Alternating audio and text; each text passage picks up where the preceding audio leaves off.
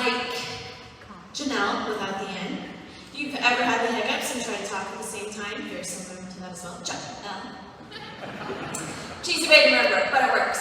So, hello coaches, it's me, your judge, and I'm going to talk to you today about what we as judges need from y'all as coaches. So where am I coming from? What is my perspective? Why am I up here talking to y'all today? So I competed in speech all 4 years. Gothenburg High School, go Swedes. I am one of Mr. Dan Jensen's. And I really enjoyed my experience in speech. It really helped me out as an individual. So obviously when I graduated, went to college, I started judging speech meets. It was only 1 or 2 a season, and Mr. Jensen had a real strict rule about if you're in college and you judge for him, you judge novice. At the time, I didn't think it was the greatest thing, but I actually appreciated it well after the fact because this was my first time on the other side of the ballot, and also it prevented an awkward experience of me walking into a room to judge and seeing someone that I competed with against the year before. So rules make sense. And then when I graduated from college, I thought, well, I have nothing else better to do with my Saturday mornings. I'm going to judge every Saturday. And I did. And I love that. I just didn't become a certified judge right away. And I didn't because when you're a certified judge, you have the opportunity to judge conference and districts and state. And from being a competitor in my experience from that, I knew that that had a lot of responsibility. That was a really big deal, and I did not think I was ready for it. Mr. Skip Altek, he was pretty adamant. He was like, so, registered judge? No. Why not? It's like, you should be a registered judge. And he encouraged me, so finally, I became a registered judge. So I have been judging, if you do the math, it's going to almost be 20 years. So there we go. That's where I come from. So what I'm going to be talking to you today is from my own experiences. I've had a lot of positive experiences. I've had some negative experiences as a judge and everything else in between. And in very classic structure, I'm going to break these points down into before the speech meet, during the speech meet, and after the speech meet. Before. This is if you are a coach that is running a tournament. You are the timekeeper. You are managing this experience. Your organization and structure is crucial to how the flow and the vibe of your meet will go. We're all aware how long events take, and if you know a certain round is going to take a little bit longer, then don't try to put that time and push it up. You want to make sure that it's a non-stressful experience for your competitors, their guests and family that are there to watch them, the coaches, and even as the judge, trying to keep that tournament on time. And timing is, again, it's seriously everything. Build in those little breaks if you can. I love going to the conferences and districts that build in just that little extra time for lunch because that's what we need to refuel and get through the day.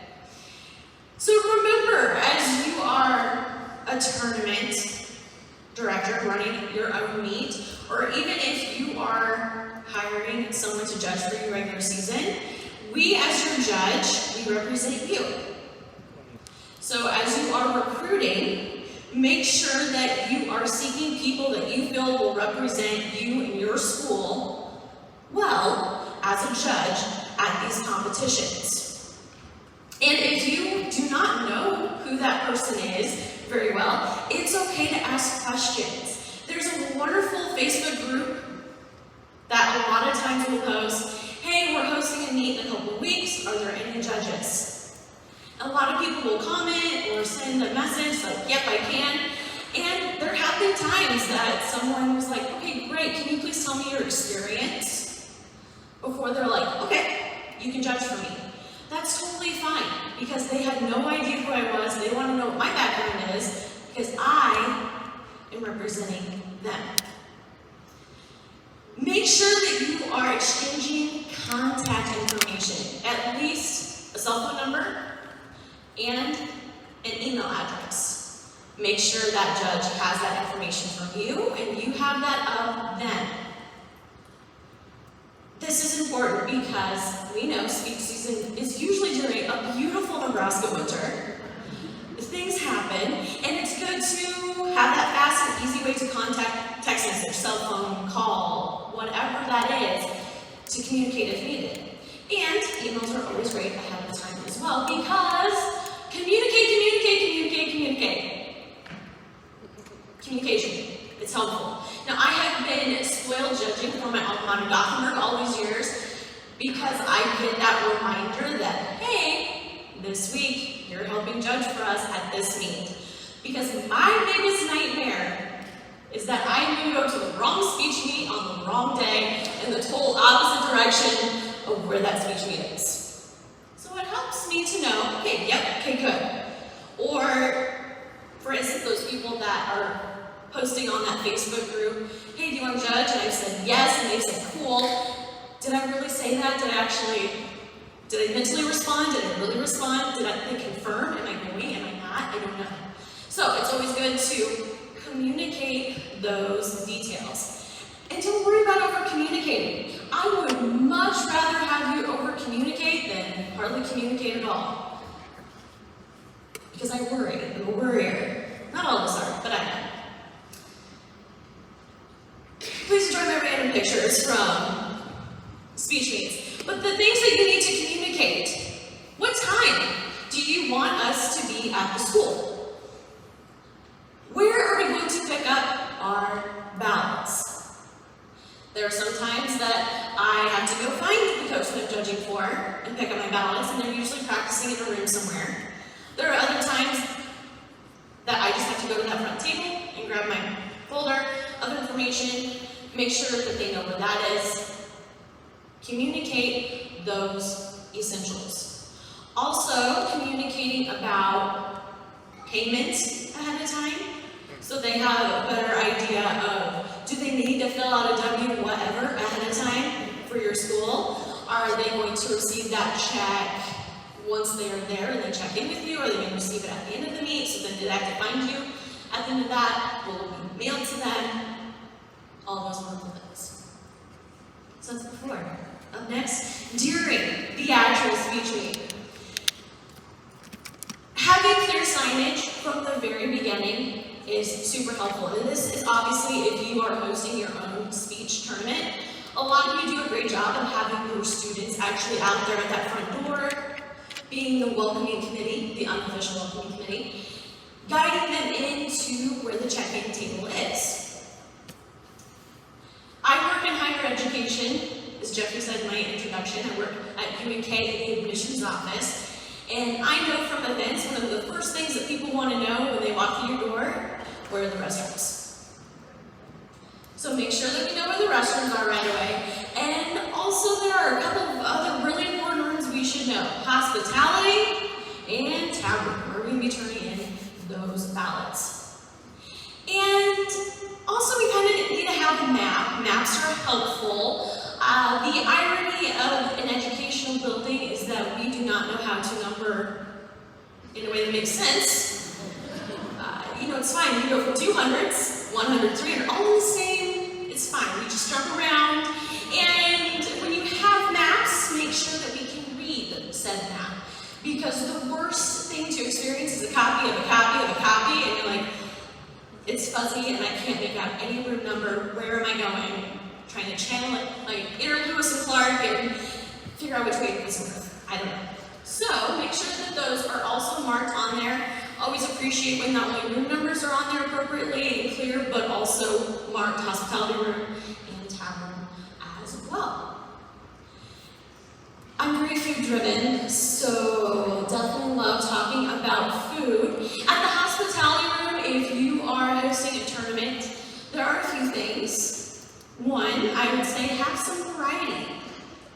It's 2023. We are well aware, and it's a normal thing to know that a lot of people may have dietary needs and exceptions that you need to accommodate.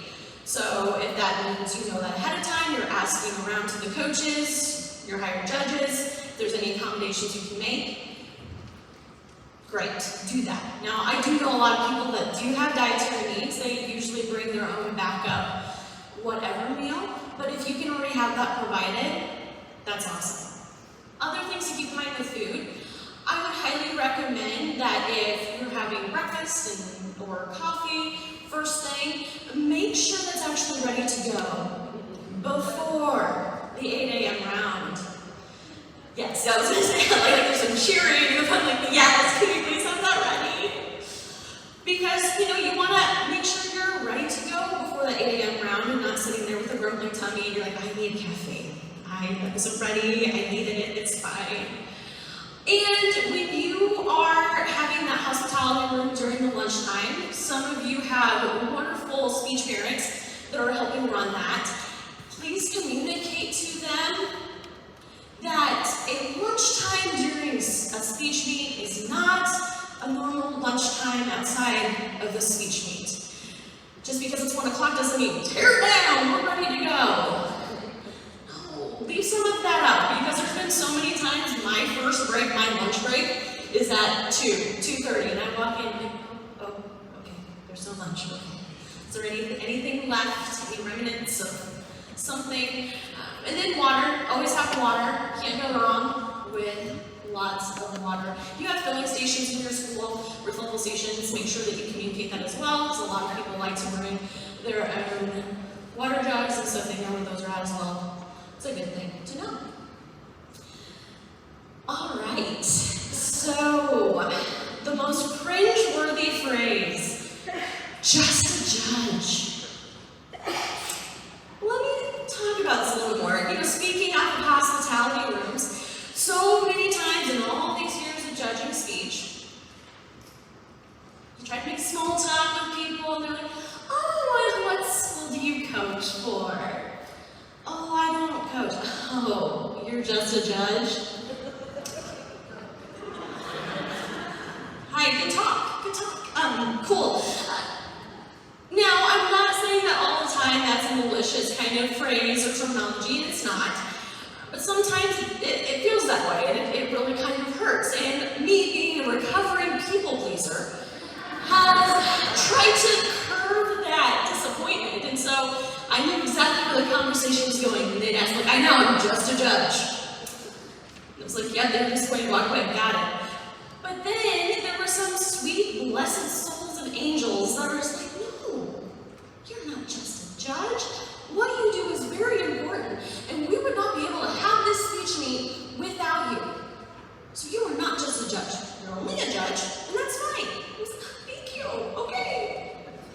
So remember that. You can talk to us about a lot of other things. You can ask us how long we have judged. Did we compete in high school? What's our favorite events? What did we compete in when we were in high school? What do we do for a living outside if we're not a coach?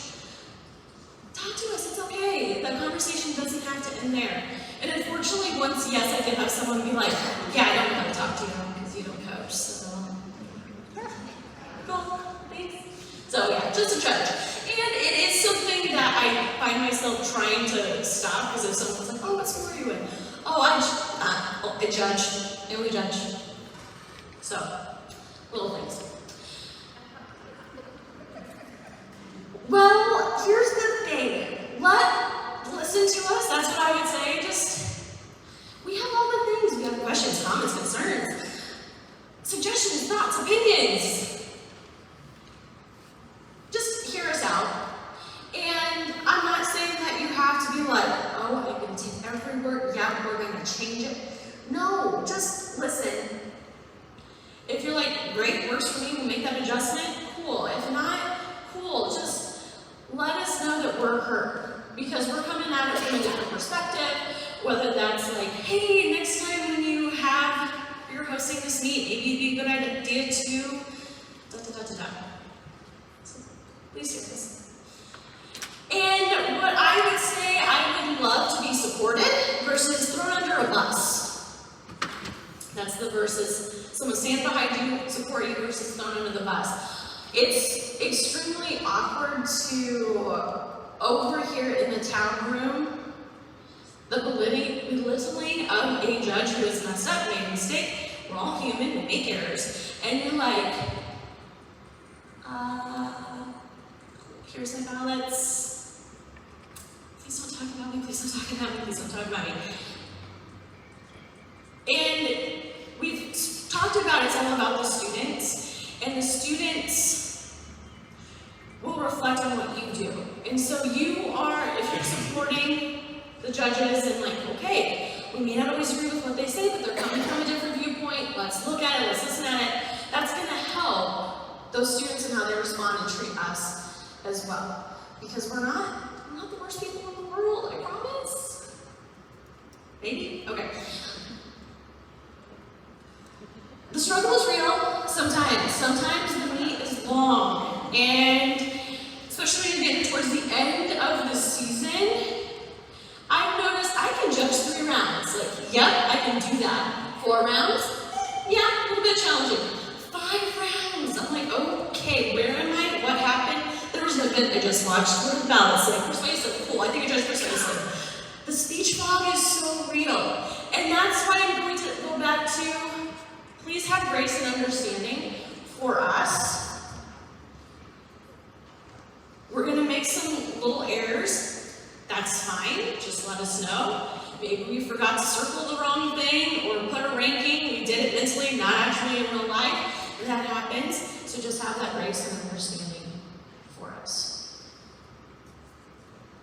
So after the meet, once that meet is finally over, working in admissions, I had a supervisor that he's very cheesy. I mean, he definitely could have been a Michael Scott from The Office. And every Friday he'd bring us together, we'd read the 10 Commandments. And the first one was this: help each other be right, not wrong. As judges, we are on your team, coaches. We care about this event. We care about your students. We are here to support you and them and to make this a better event across our state. So don't feel like we're the enemy. We're on the same team. We are here to improve this program in our state and to make these students the best version of themselves. That's one way to help each other be right and not wrong. Again, after the fact, it's always good to have those wrap-ups. Some of you have the opportunity, like everything else that you're doing, and if you can during the meet, check in with them, but if not, at the very end, just check in. How did it go? It could be a text if you don't happen to see us. Again, go over payment, if they need to fill out a W, whatever, so they can get their payment, that kind of thing. And most importantly, thank them. Thank them for what they've done. And if you are impressed with what they did, definitely invite them back. Invite them to future tournaments. Or, hey, do you want to judge for me regular season? I need a couple of judges. Would you be willing? Would you be able to do that? Because again, as the judge, we are representing you, your team, your school. It's all about having a good experience, and again, we're all on the same team. Speech Meet is such a fun environment, and that's why it's so great to be up here speaking with you all today. And that is a little bit of a judge's perspective on the things that we need in order to be successful and to feel supported. Because again, we're not just a judge. It's the little things in life that do go a long way. You'll notice there's a map up there. I kind of talked about how they literally have room numbers and what the events are. The little cheesy signs that are in the hallways or in the hospitality room, love those. Personal touches are great and inviting.